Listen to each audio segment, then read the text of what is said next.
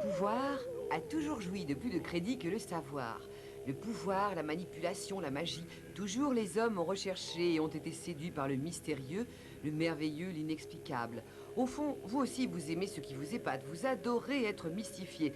Mais attention, en sachant et en acceptant de l'être. C'est pour cela que les magiciens et autres enchanteurs ont traversé les siècles en utilisant souvent les mêmes tours. Des techniques vieilles comme le monde, mais toujours aussi efficaces.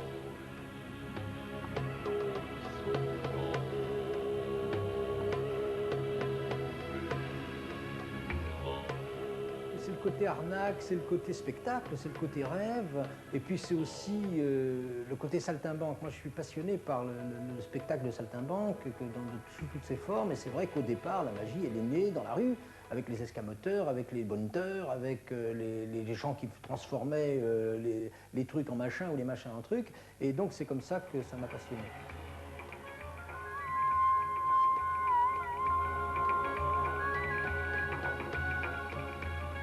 Le coup du mouchoir.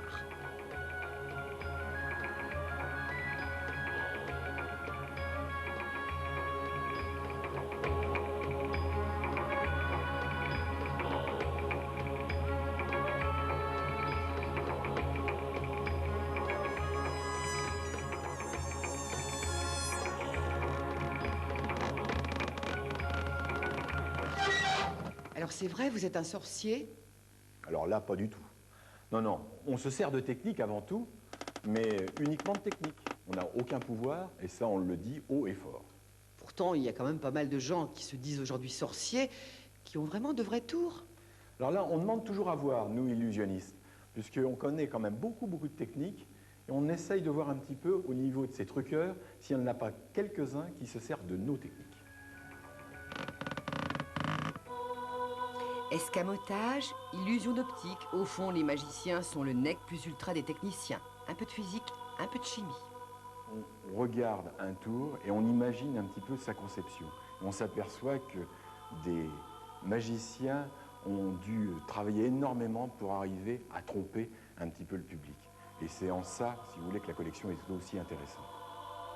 La magie, l'illusion, c'est essentiellement un grand savoir-faire, une habileté prodigieuse obtenue jour après jour. À l'heure où le spectacle vivant a bien du mal à s'imposer au public, contrairement au 19e siècle, il est heureux de pouvoir encore venir rêver devant ces grands magiciens du passé, tels que Robert Houdin. Étonnant. Voilà, c'est la fin de ce journal. Merci de...